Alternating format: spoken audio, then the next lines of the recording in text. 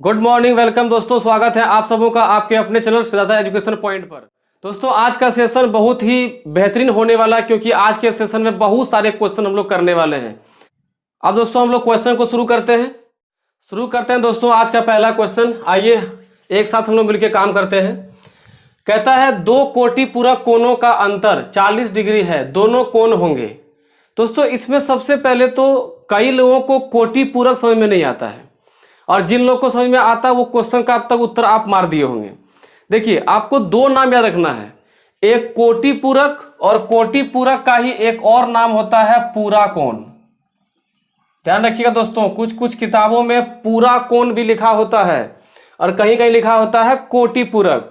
तो आपको ध्यान रखना है कि किसी भी दो कोण को जोड़ने पर मिला करके कितना होना चाहिए, 90 डिग्री। अगर किसी भी दो कोण को जोड़ने पर 90 डिग्री हो सकता है तो वह दोनों मिला के क्या जगह, कोटि पूरक। ठीक है, तो आप देख सकते हैं कि इन दोनों में कोटि पूरक कहाँ कहाँ हो सकता है। आप अगर देखेंगे तो केवल सी वाला में सिर्फ यहीं पर कोटि पूरक का संभावना है, और अंतर भी कहता है कितना होना चाहिए, 40 का अंतर होना चाहिए। अब देखिए 25 डिग्री और 65 डिग्री, अगर आप इन दोनों को जोड़ेंगे तो कितना मिले दोस्तों, आपको 90 डिग्री मिलेगा। और 90 डिग्री मिलने के साथ साथ इन दोनों के बीच का अंतर कितना मिलेगा, 40 डिग्री। तो आप इस तरह से कह सकते हैं कि हमारा उत्तर क्या होगा, सी नंबर। तो आपको इस क्वेश्चन से याद रखना है कि कोटि पूरक को ही पूरा कोण भी कहते हैं। ठीक है, अगला तो ये जो सवाल आपके सामने लिखा हुआ है, आपको लग रहा कि सर ये तो बड़ा आसान क्वेश्चन है कि सर इसको केवल हमको 12 से भाग करना है और हमको शेष निकालना है। तो कहता है कि 12 से भाग देने पर शेषफल क्या होगा। देखिए मैं आपको इस सवाल में भाग नहीं सिखाने वाला हूं, मैं आपको सिखा रहा हूं टेक्निक क्या आपका होना चाहिए कि आप औरों के मुकाबले कम टाइम लेंगे। ध्यान दीजिए यहां पे। देखिए सवाल दिया है 12,1012। तो आप इसको सोचें कैसे कि ये सवाल थोड़ा आसान हो जाए। दोस्तों अगर यदि आपको कहा जाए कि 12,000 को 12 से भाग करिए तो शेष कितना मिलेगा, 0 मिलेगा, क्योंकि 12 से 12,000 तो कट ही जाएगा। कितने बार में, 1,000 बार में कट जाएगा। तो हम क्यों ना ऐसा सोचे कि भाई ये संख्या इतनी बड़ी दी गई है तो इसका 12,000 अगर हम हटा दें तो कितना बचेगा, 1,012 नहीं बचेगा। अगर हम 12,000 को हटा दें कितना बचेगा, 1,012। अब आप सोच के देखिए कि अगर 1,012 को काटना हो 12 से तो हमको टाइम कम लगेगा बशर्ते इतने बड़े सवाल को काटने में। ठीक है, अगर इसको 12 से काटते हैं तो 12 8 96, यहां से बचेगा 5 2 12 चौक 48। अब आपका शेष बचेगा कि दोस्तों बताइए कितना, 4। तो आपका ऑप्शन नंबर डी उत्तर हो जाएगा। तो मैं आपको भाग देना नहीं सिखा रहा हूं, मैं आपको सिखा रहा हूं कि किस तरह से भाग देना है ताकि सवाल कम से कम टाइम में आप बना सकें। ठीक है, इसी सवाल को चाहे तो थोड़ा सा आप ऐसे भी सोच सकते हैं कि 12,000 तो खत्म हो गया, बचा हमारे पास कितना, 1,012। तो दोस्तों ये बताइए हमको कि 1,000 में 960 तो 12 से कट ही जाएगा।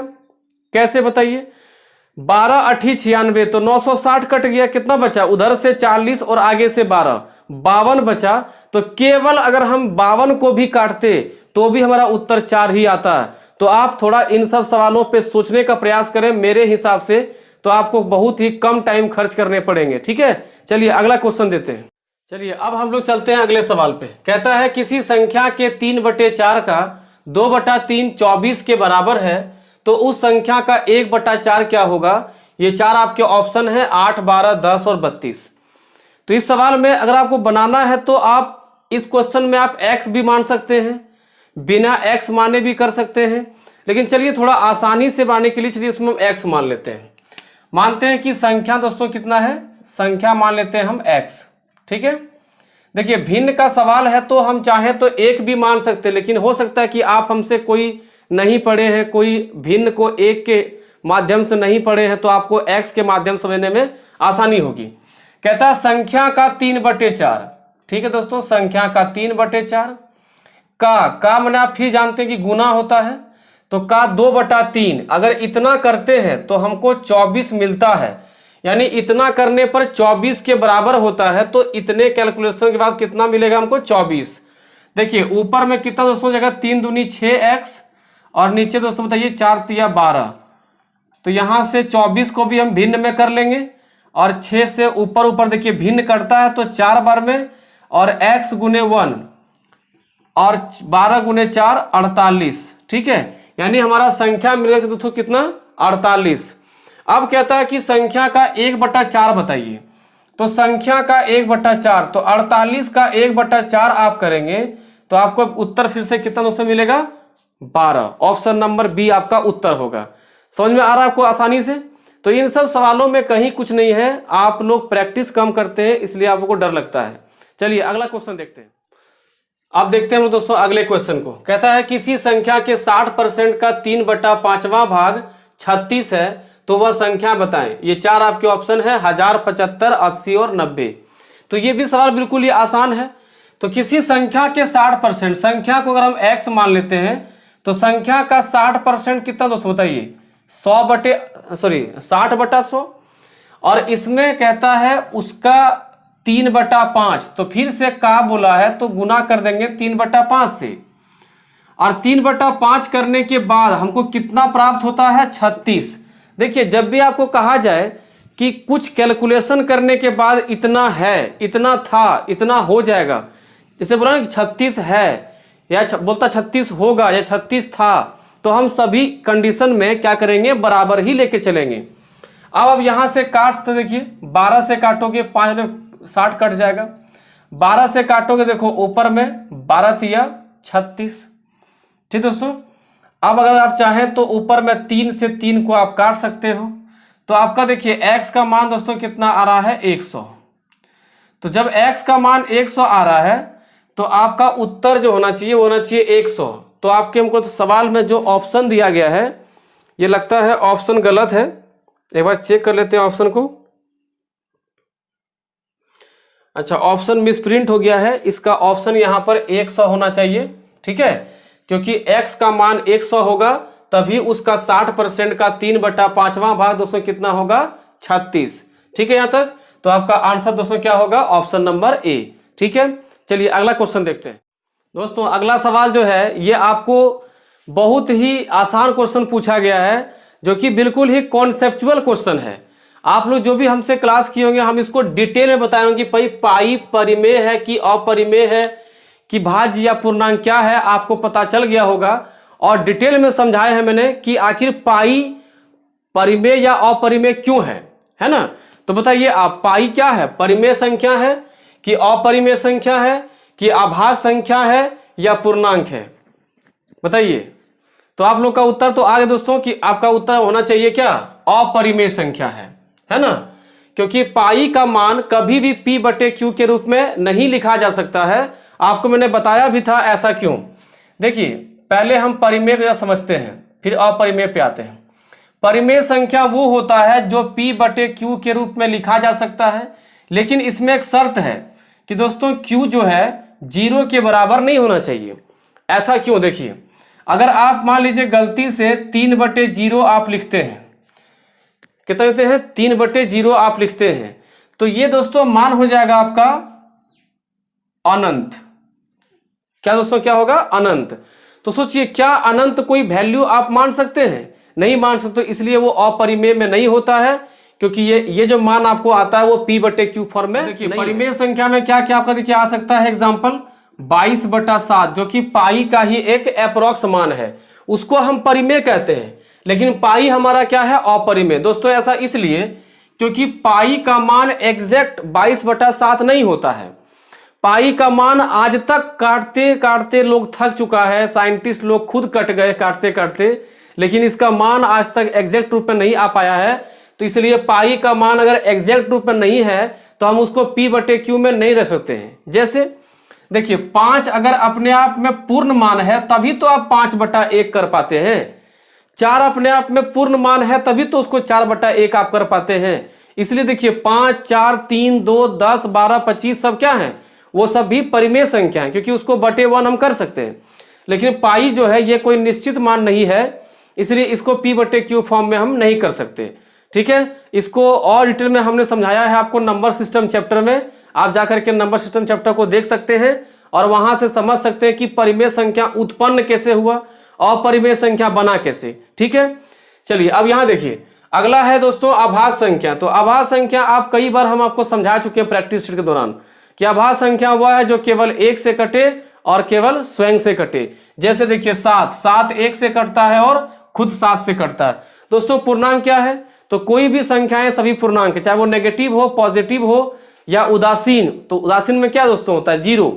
क्योंकि पूर्णांक आप लोग पढ़े हैं दो तरह के, पॉजिटिव और नेगेटिव, लेकिन नहीं, जीरो भी एक अलग कैटेगरी में आएगा। ना ही वो नेगेटिव होगा दोस्तों और ना ही वो पॉजिटिव होगा। तो जीरो को हम क्या बोलते बताइए? उदासीन बोलते हैं। तो जो पूर्णांक होता है वो नेगेटिव भी होता है, पॉजिटिव भी होता है और एक जीरो भी होता है। ठीक है, तो चारों को समझ में आ गया होगा दोस्तों कि क्या क्या चीजें दिया हुआ है। तो पाई क्या होगा बताइए? पाई होगा आपका अपरिमेय संख्या। ठीक है, देखिए अपरिमेय संख्या में आप जैसे अगर रख सकते हैं कि √3, तो क्या √3 का कुछ मान आप बाहर निकाल सकते हैं पूर्ण रूप में? तो ये अप्रोक्स मान में निकलेगा और अप्रोक्स में हमेशा पॉइंट में निकलेगा। तो ऐसी स्थिति में आप इसे अपरिमेय कहेंगे। तो वैसा कोई रूट का मान जो पूर्ण रूप से बाहर ना निकल पाए, यानी कि उसका वर्गमूल नहीं हो सके, घनमूल नहीं हो सके, तो उसे हम कहते हैं वर्गमूल संख्या, सॉरी अपरिमेय संख्या। ठीक है दोस्तों, अगले क्वेश्चन बढ़ते हैं दोस्तों इसी क्रम में अगले सवाल पे। कहता है यदि a/3 बराबर b/4 बराबर c/7 हो तो a + b + c/c का मान क्या होगा?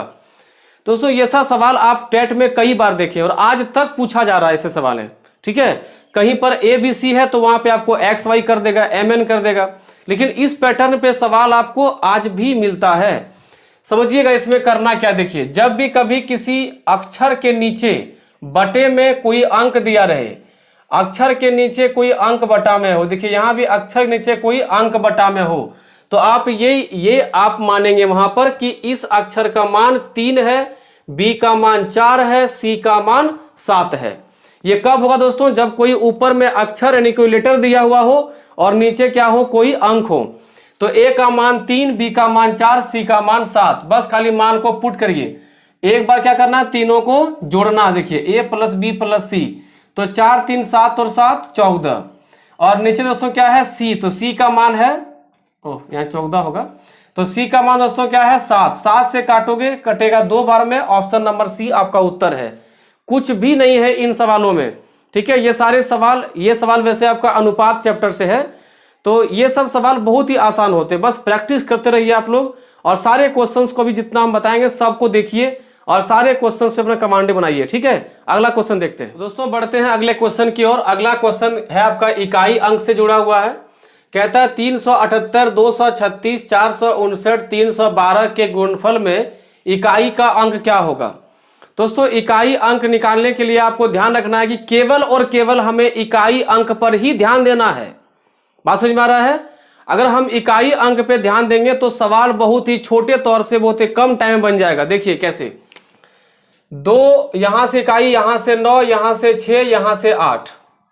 अब देखिए, अब आपको एक चीज ध्यान रखना है कि इन तीनों जो चारों अंक हैं सबके इकाई अंक को आपस में गुना करना है।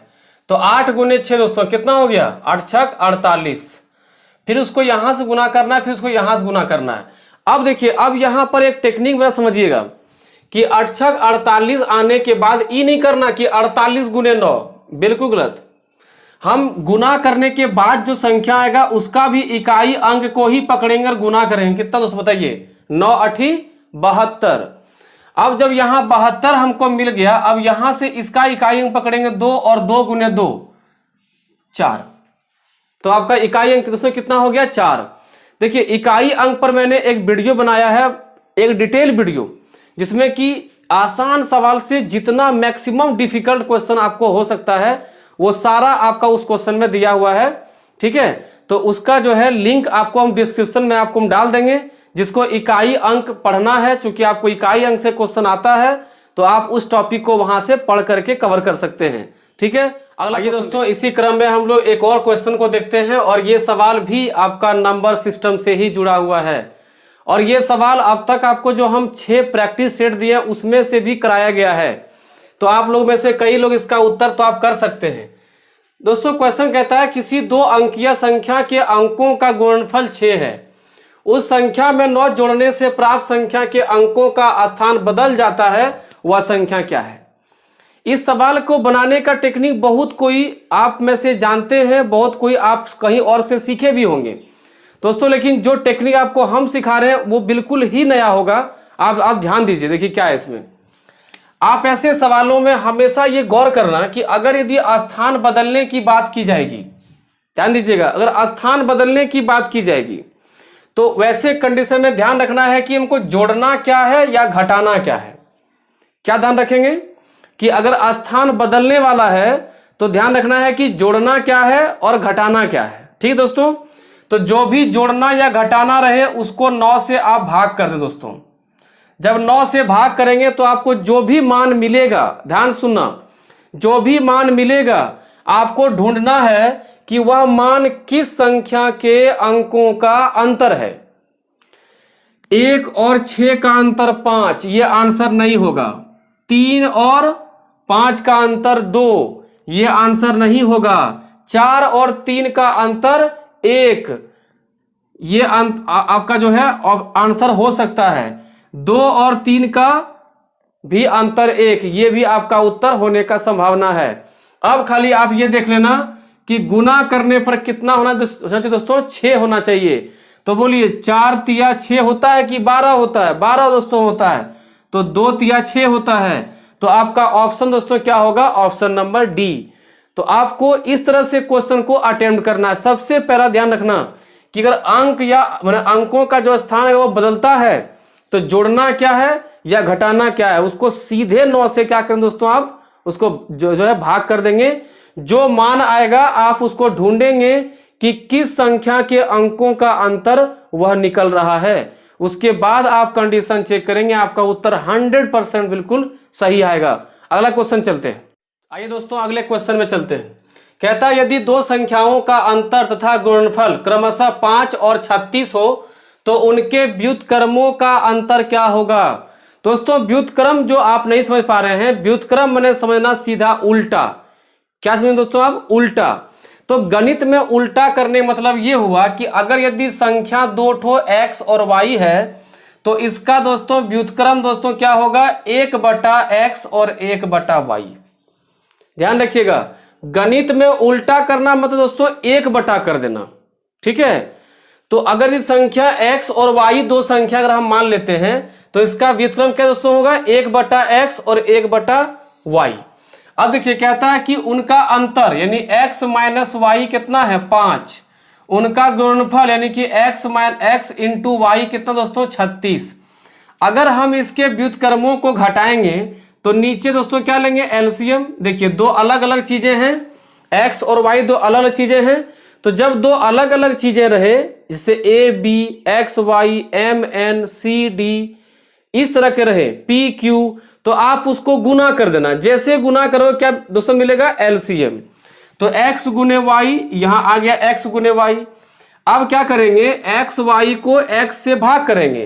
देखिए x वाई को x से भाग करोगे दोस्तों, x x तो कट जाएगा, क्या बचेगा? y। तो ये y आके ऊपर गुना होगा तो y हो जाएगा। x y को y से काटोगे तो y y कट जाएगा, क्या बचेगा दोस्तों? y बचेगा, सॉरी x बचेगा। तो ये x ऊपर में गुने 1 होकर के x यहां हो जाएगा। दोनों को घटाने पर 5 दिया गया है और दोनों को गुना करने पर 36 दिया गया है। तो आपका उत्तर दोस्तों ऑप्शन नंबर ए होगा 5/36। ठीक है, समझने में कोई दिक्कत नहीं है आप लोगों को, कोई प्रॉब्लम नहीं। आप क्वेश्चन को देखिए। चलिए अगला जो सवाल आपके सामने दिया गया है ये समय काम चैप्टर से दिया गया है। ऐसा माना जाता है कि कंपटीशन में समय काम कहता है कि टेट में भारी लगता है, लेकिन अभी जिस तरीका से मैं आपको समय काम का ये सवाल बना के दिखाऊंगा आपके लिए सवाल बहुत ही आसान हो जाएगा। तो आप एकदम धैर्यपूर्वक समझिए कि ये क्वेश्चन कैसे सॉल्व होगा। कहता है ए और बी किसी काम को 12 दिनों में कर सकते हैं, बी और सी उसी काम को 15 दिनों में कर सकते हैं और सी और ए उसी काम को 20 दिनों में कर सकते हैं। तो ए अकेला उसी काम को कितने दिनों में पूरा करेगा। आप इसमें देख रहे हैं कि हमेशा ग्रुप में काम हुआ, ए बी बी सी और सी ए।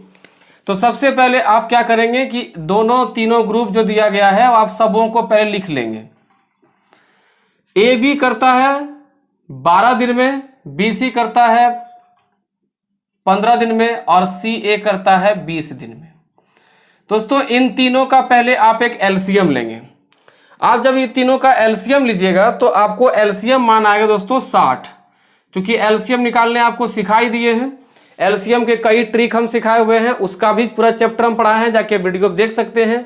यहाँ तक कि समय काम भी हम डिटेलिंग से टाइप बाय टाइप पढ़ा दिए हैं, उसका भी जाके वीडियो आप देख सकते हैं। दोस्तों ये जो एलसीएम आता है इसी को आप क्या समझेंगे, पूरा पूरी काम। क्या दोस्तों, पूरा पूरी काम। या तो सिंपल समझने के लिए इसको आप मान लीजिए कि ये 60 को सेब खाना है, 60 ही सेब काम है जिसे खाना है। सोचिए ए और बी अगर 60 सेब 12 दिन में खाएगा दोस्तों, तो एक दिन में कितना सेब ये दोनों खाता होगा, 5 सेब। 60 सेब खाने में बी और सी लेता है 15 दिन, तो एक दिन में खाएगा दोनों 4 सेब। सी और ए 60 सेब खाने में 20 दिन, तो एक दिन में खाएगा ये लोग 3 सेब। अगर यदि हम अब बात करें कि ये जो हम निकाले हुए हैं 5, 4 और 3, ये सभी क्या हैं, एक दिन में खाए गए सेब। दोस्तों एक दिन में या इकाई समय में किया गया काम दोस्तों क्या होता है, क्षमता। क्या दोस्तों होता है, क्षमता। और काम हमेशा क्षमता के अनुरूप ही होगा। जिस आदमी की जितनी क्षमता होगी वो उतना ज्यादा काम करेगा, जिसकी जितनी कम क्षमता होगी वो उतना कम काम करेगा।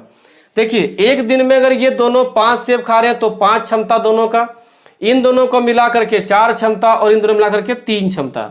हम एक काम करते हैं, तीनों की क्षमताओं को जोड़ते हैं।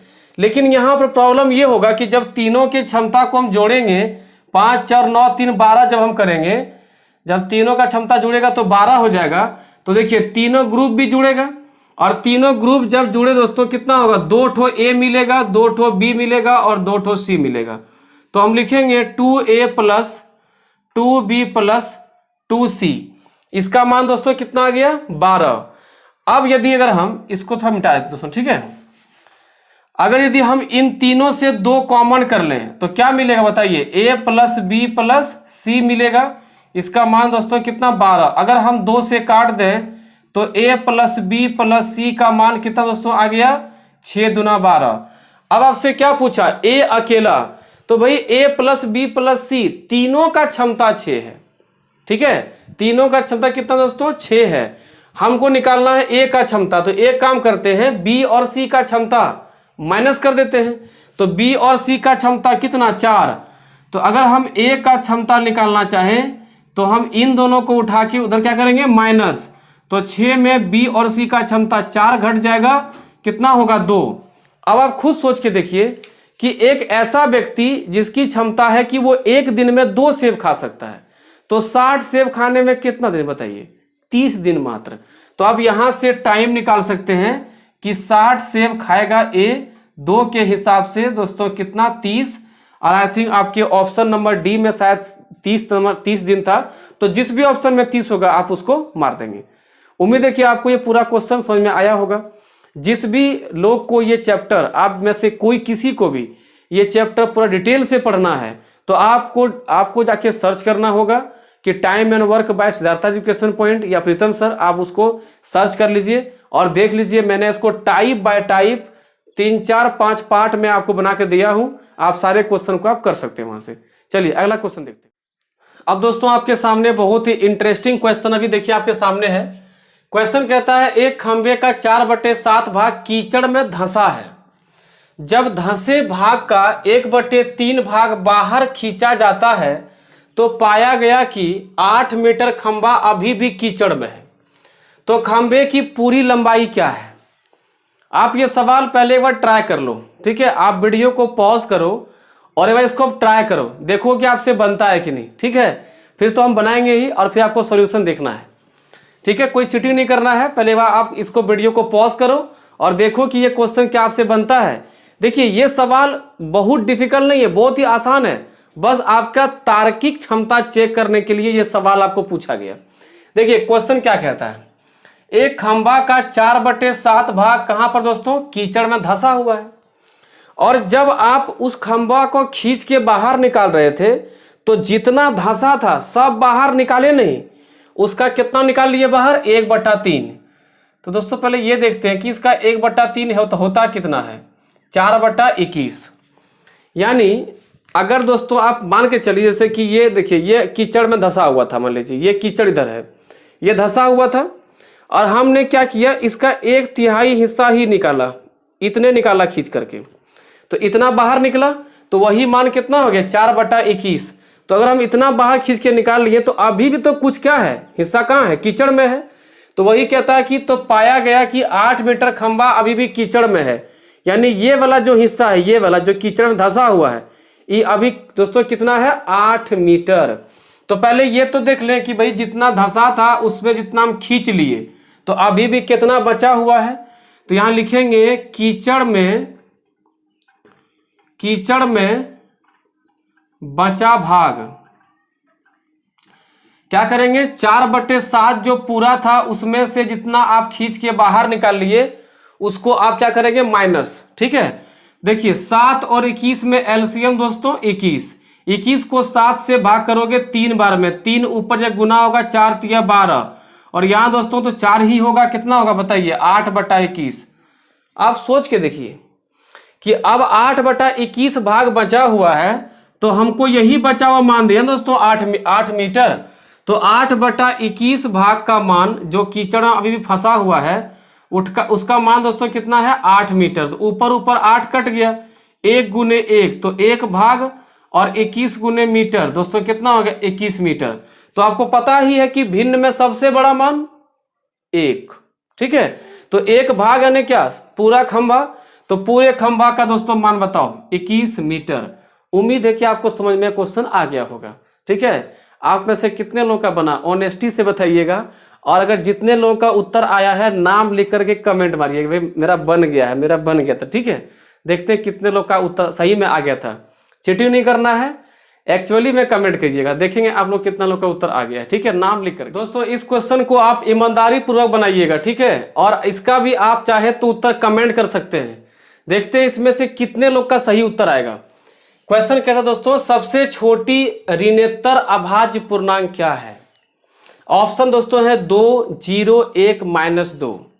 आप में से जो उत्तर आ रहा है आप कमेंट कर सकते हैं। ठीक है, और हमको उम्मीद है कि आप में से बहुत कोई इस क्वेश्चन का उत्तर दोस्तों -2 मार चुके होंगे। अगर मार दिए हैं तो बदलना नहीं, ठीक है, अपने उत्तर पे बने रहो। पहले समझते हैं कि ऋणोत्तर मतलब होता क्या है, उसके बाद देखते हैं कि आपका उत्तर सही है कि गलत है। दोस्तों देखिए आप कई बार कहीं पढ़े होंगे, जैसे कभी कोई इतिहास पढ़े हैं तो वहां पढ़े होंगे उत्तर मुगल काल, उत्तर वैदिक काल या उत्तर हड़प्पा काल। ठीक है, दोस्तों यहाँ पढ़े होंगे उत्तर गुप्त काल या गुप्तोत्तर काल। ठीक है, मौर्योत्तर काल, इसका मतलब क्या होता है, एक तो दोस्तों होता है मौर्य काल और एक होता है दोस्तों मौर्योत्तर काल। तो मौर्य काल दोस्तों मौर्य के समय का काल, और मौर्योत्तर काल मतलब अंत होने और अंत होने के बाद का काल। तो दोस्तों ये बताइए यहां पर ऋणात्मक तो नहीं बोला है, अगर ऋणात्मक बोलता तो हम नेगेटिव समझते, हमको क्या बोला है ऋणोत्तर मतलब ऋण के बाद, मतलब नेगेटिव के बाद। तो नेगेटिव के बाद दोस्तों सबसे पहला जो अभाज्य होता है वो कितना बताइए 2 होता है। ऋण के बाद की बात करें तो दोस्तों देखिए जैसे ये आपका स्केल है तो 0, यहाँ -1, यहाँ -2, यहाँ -3, -4, ये बढ़ते जाएगा, यहाँ पर 1, 2, 3, 4 ये बढ़ते जाएगा। अब बताइए यहां तक ऋण संख्याएं हैं, तो ऋण के बाद क्योंकि 0 तो आपका अभाज्य है नहीं, 1 भी आपका ना ही भाज्य है ना ही अभाज्य है, तो बताइए पहला अभाज्य कौन सा मिला 2 मिला ना। तो इसका उत्तर दोस्तों क्या होगा 2 नहीं, लेकिन आप चेंज नहीं कर सकते, आप जो उत्तर मारे हैं उससे बने रहिए। ठीक है, आपका उत्तर आप कई लोग मारे होंगे -2, वो गलत हो जाएगा। तो इसलिए आप ध्यान रखिए कि उत्तर किस ढंग से आपको बनाना है। ठीक है, देखिए ये सवाल पहले भी आता था लेकिन इसका पूछने का अंदाज पहले अलग था। जैसे आप कई बार सेट में देखे होंगे कि सबसे छोटी अभाज्य संख्या कौन, फट से लोग मार दिए भाई 2, या इसको उसके बाद इसको और मॉडिफाई किया गया कि सबसे छोटी सम अभाज्य संख्या कौन, उसमें भी लोग रट लिया कि भाई 2 इसका होता है। देखिए 2 सम भी है और अभाज्य भी, तो क्या होगा सम अभाज्य संख्या। अब क्या किया इसी टेट ने घुमा के क्वेश्चन पूछा, लो भाई ऋणोत्तर अभाज्य संख्या बताइए, इसमें बहुते कोई फंस जाएगा। ठीक है, तो अब आपको नहीं फंसना है। समझ में आ गया? अगले क्वेश्चन चलते हैं दोस्तों। अगला सवाल आपके सामने है, कहता है यदि p का p% 36 है तो p बराबर क्या होगा, यानी p बराबर होगा किसका बराबर होगा बताइए। p का p%, दोस्तों p का मैंने गुना परसेंट बटा 100 करना, कितना दोस्तों 36 है। p इंटू p का स्क्वायर बटा 100 बराबर 36, क्रॉस गुना कर लीजिए तो p गुने 1 सॉरी p स्क्वायर गुने 1 दोस्तों कितना p स्क्वायर, तो p स्क्वायर का मान 36 गुने 100 3600। अब जब p निकालना है तो इधर स्क्वायर हटेगा तो वहां क्या रूट चढ़ जाएगा, डबल जीरो से एक जीरो बाहर निकलता है और 36 से 6 निकलेगा। आपका उत्तर होगा ऑप्शन नंबर डी। ये सब सवाल पूछ करके बस आपका बेसिक चेक कर रहा है, तो अपने बेसिक पर कमांड बनाए रखिए, तभी आप सीटेट निकाल सकते हैं। और वैसे भी मास्टर जी बनने वाले हैं तो आपको बेसिक कमांड तो होना ही चाहिए, वरना आप बच्चों को कैसे पढ़ाएंगे। ठीक है, अगला क्वेश्चन चलते हैं दोस्तों। अगला सवाल आपका जो है वो लाभ हानि से जुड़ा हुआ क्वेश्चन है और बहुत ही आसान क्वेश्चन है, लेकिन ये क्वेश्चन से उतना अधिक फायदा नहीं होगा जितना कि आपको इसमें कॉन्सेप्ट जो बताने वाले हैं उससे फायदा होगा। तो आप इस कॉन्सेप्ट को बिल्कुल ही एकदम अस्थिर से समझिए कि आपको हम सिखाने क्या जा रहे हैं। सवाल को पहले पढ़ लेते हैं, फिर कॉन्सेप्ट शुरू करेंगे। कॉन्सेप्ट समझोगे आप खुद, अभी क्वेश्चन को सॉल्व कर देखिए। अभी जितने लोग से क्वेश्चन नहीं बन रहा होगा, अभी आप खुद क्वेश्चन को सॉल्व करेंगे तो समझिए पहले कैसे। क्वेश्चन कहता है यदि दुकानदार को एक वस्तु को 300 रुपया पर बेचने से 20% का लाभ होता है तो वस्तु का क्रय मूल्य क्या होगा। दोस्तों सवाल को अभी रहने देते हैं, पहले कॉन्सेप्ट समझते हैं। देखिए, लाभ या हानि दोनों विक्रय मूल्य और क्रय मूल्य पर डिपेंड करता है।